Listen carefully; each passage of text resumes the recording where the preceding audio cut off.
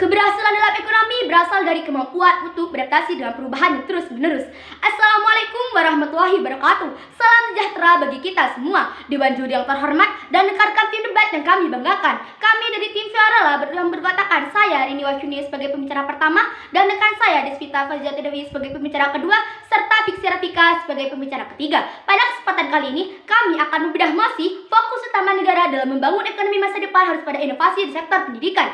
Sebagai pembicara pertama, saya akan mendefinisikan terlebih dahulu kata kunci dari masih perdebatan kita kali ini, di mana yang pertama, fokus utama negara, merujuk pada prioritas kebijakan dan strategi harus diambil oleh pemerintah untuk mencapai tujuan pembangunan. Dalam membangun ekonomi masa depan, berarti menciptakan kondisi yang mendukung pertumbuhan ekonomi yang berkelanjutan. Inovasi di sektor pendidikan mencakup penerapan metode pengajaran baru, menggunakan teknologi dan pembelajaran, dan pengembangan kurikulum dan relevan dengan kebutuhan industri. Dewan juri yang arif dan bijaksana, pendidikan merupakan fondasi utama dalam menciptakan sumber daya manusia yang berkualitas. Di tengah persaingan global yang semakin ketat, negara memiliki sistem pendidikan inovatif dan responsif akan lebih mampu memastikan individu tidak hanya terampil, tetapi juga kreatif dan mampu berpikir kritis. Oleh karena itu, Dewan Juri yang terhormat, kami sebagai tim pro menyetujui masih kita kali ini. Berdasarkan beberapa bukti ilmiah, seperti pada tahun 2012, Hanus Said dan Westmomen mengungkapkan bahwa peningkatan kualitas pendidikan memiliki korelasi positif dengan pertumbuhan PDB jangka panjang.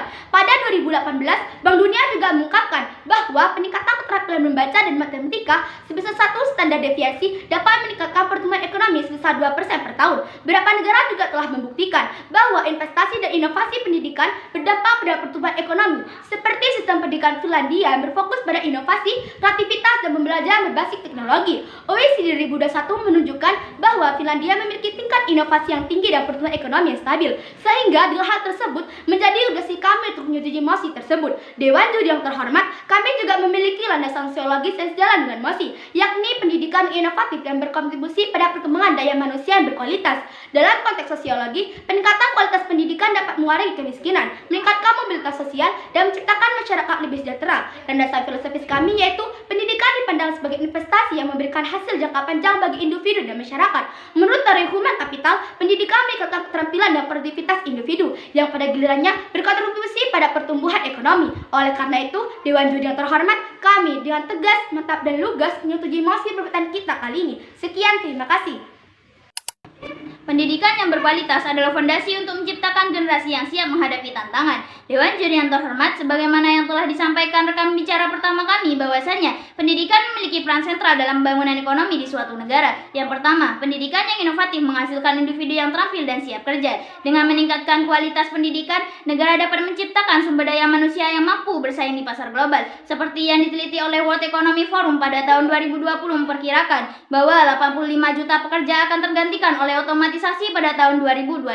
Sementara 97 juta pekerja baru akan muncul yang membutuhkan keterampilan digital dan kognitif tingkat tinggi. Tanpa inovasi dalam pendidikan, banyak negara akan tertinggal karena ketidaksiapan tenaga kerja mereka. Hal ini akan mengurangi angka pengangguran dan meningkatkan produktivitas ekonomi. Yang kedua, inovasi dalam pendidikan seperti pengintegrasian teknologi dalam kurikulum akan mempersiapkan siswa untuk menghadapi perubahan ini. Pendidikan yang adaptif akan memastikan bahwa generasi muda memiliki keterampilan yang relevan dengan kebutuhan industri di masa depan. Sebagaimana yang telah dilakukan oleh Brian Johnson dan MC Afi pada tahun 2014 yang menunjukkan bahwa integrasi teknologi seperti kecerdasan buatan atau AI, pembelajaran berbasis digital dalam sistem pendidikan dapat meningkatkan efisiensi pembelajaran dan menyiapkan siswa untuk ekonomi berbasis teknologi. Dan yang terakhir, inovasi kewirausahaan dan kreativitas di sektor pendidikan akan menggerakkan roda perekonomian lebih cepat daripada basis industri tradisional. Sebagaimana pepatah, bisa karena terbiasa. Jika siswa sejak dini dilatih kewirausahaannya seperti di Jepang melalui project based learning, junior achievement yang menekankan siswa membuat produk sendiri, merintis bisnisnya sendiri dan dipasarkan sendiri. Monosukuri education atau craftsmanship dan manufacturing sangat kuat di Jepang, di mana siswa belajar membuat produk berkualitas dengan standar industri, sehingga bukan alasan Jepang menjadi negara dengan penjualan produk mesin terbanyak di dunia dengan surplus perdagangan terbesar.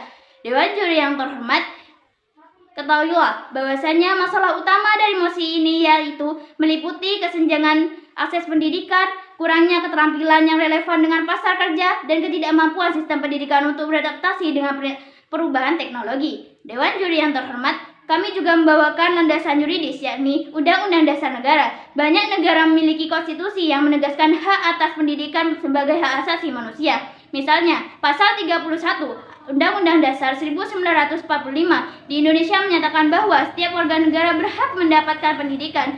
Ini menjadi dasar hukum bagi negara untuk berinvestasi dalam inovasi pendidikan. Kami bangga menjadi tim pro. Sekian dan terima kasih. Dalam era globalisasi yang semakin pesat, pendidikan yang berkualitas dan aktif akan menjadi fondasi bagi generasi muda untuk menghadapi tantangan dan memanfaatkan peluang di dunia terus berubah. Sebagaimana yang telah disampaikan oleh penjara dua kami, bahwasannya telah terbukti banyak negara dalam investasi dalam inovasi pendidikan berlangsung pada pertumbuhan ekonomi seperti Finlandia, pendidikan yang berbasis kreativitas dan teknologi. Sistem pendidikan Finlandia berfokus pada inovasi, kreativitas, dan pembelajaran berbasis teknologi. OECD 2001 menunjukkan bahwa Finlandia memiliki tingkat inovasi yang tinggi dan pertumbuhan ekonomi yang stabil. Kemudian Korea Selatan fokus pada STEM dan digital learning. Korea Selatan mengadopsi pembelajaran berbasis teknologi dengan integrasi AI dan coding dalam kurikulum sekolah. 2019, Bank Dunia mencatat bahwa kebijakan pendidikan Korea Selatan berkontribusi pada lonjakan ekonomi mereka sejak tahun 1980-an. Dewan Juri yang terhormat, mari kita pahami bersama, memang pertumbuhan ekonomi suatu negara dipengaruhi oleh banyak faktor, seperti 1. Kualitas sumber daya manusia. 2. Industrialisasi dan hilirisasi sumber daya alam. 3. Infrastruktur untuk efisien ekonomi. Dan yang keempat, iklim bisnis yang kondusif untuk menarik investor. Namun dari 4 hal tersebut, tonggak utama yang perlu dibaiki adalah sumber daya manusia. Mengapa? Karena produktivitas dan daya saing Indonesia masih lemah. Banyak lulusan yang tidak sesuai dengan kebutuhan industri, seperti pengangguran yang tinggi. Maka dari itu, Dewan Juri yang arif, solusi yang harus diambil yaitu 1.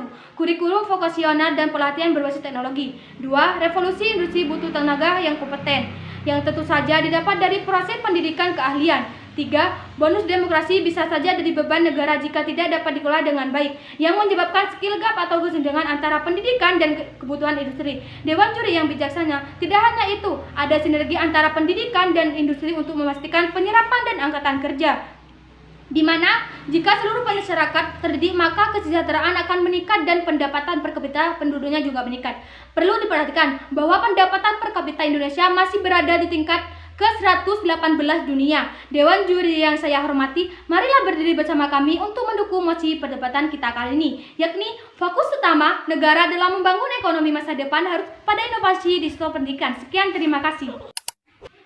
Pepatah mengatakan yang kesuh diluruskan, yang keruh dijernihkan. Saya selaku pembicara penyimpul akan merangkum dan memberikan buktian bahwa sektor pendidikan harus menjadi fokus utama negara dalam membangun ekonomi masa depan. Dewan Juri yang terhormat, kami telah memaparkan 3 argumentasi utama, yakni yang pertama, peningkatan kualitas guru dan kurikulum adaptif serta menyesuaikan dengan kebutuhan industri dan teknologi terbaru. Yang kedua, pendidikan berbasis teknologi pengintegrasian AI, coding, dan pembelajaran digital. Dan yang ketiga, pendidikan kewirausahaan dan kreativitas mendorong inovasi dan startup sejak dini. Dari analisis tersebut dapat disimpulkan bahwa investasi dalam inovasi pendidikan bukan hanya meningkatkan kualitas tenaga kerja, tetapi juga menciptakan ekosistem ekonomi yang berkelanjutan dan kompetitif di masa depan. Maka dari itu, Dewan Juri yang arif dan bijaksana, marilah berdiri bersama kami untuk mendukung mosi perdebatan kita kali ini, bahwa fokus utama negara dalam membangun ekonomi masa depan harus pada inovasi di sektor pendidikan.